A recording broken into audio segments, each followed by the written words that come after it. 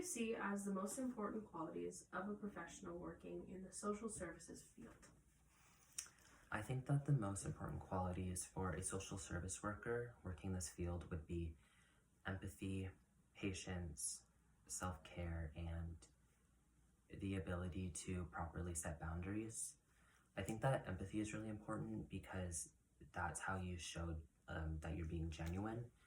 I think that without empathy, you can't properly understand what a client is thinking, what they're feeling, what their situation is, and all of that kind of makes up what a social service worker is. As for patience, patience is what keeps you grounded, it's what keeps you calm, it's what makes clients feel safe with you and trust you. And again, you need that to be a social service worker. And then for self-care, burnout is a really big issue in this field. And without self-care, people can get overwhelmed and stressed really, really quickly. And if you're like that, you can't really help people to the best of your ability. And then as for setting appropriate boundaries, I think that also goes hand in hand with burnout. For example, setting appropriate boundaries might be making sure you don't answer a work text when you're off work hours, and that can help you keep a good balance between home life and work life, which helps you with burnout, and it also helps you with remaining professional.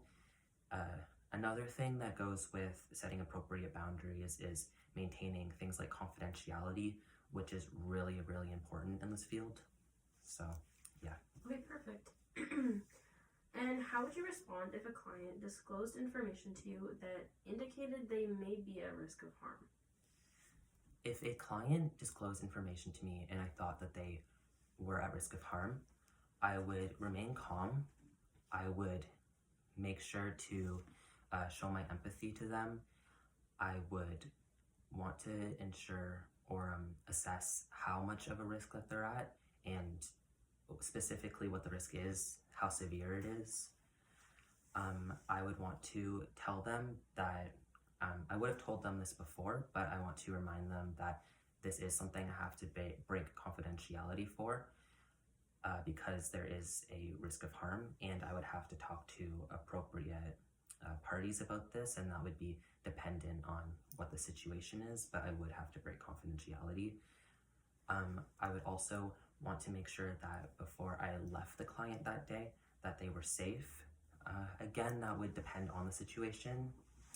I think an example would be making sure that if they do have to go to the hospital, ensuring that they are in the hospital before I leave them.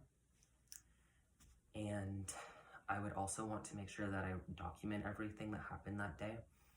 I would want to make sure it's documented in detail, and I would want to make sure that in the future, people who read that document would understand what happened.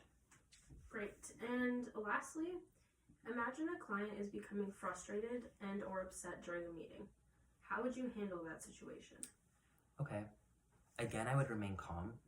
I would really want to make sure that I don't get too activated because I want to still be the person that they can trust and that they see as a support.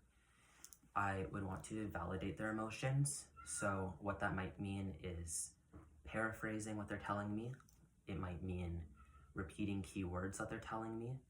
It would mean understanding that and ensuring that I understand why they're frustrated. I would want to find out what the root cause of their frustration is.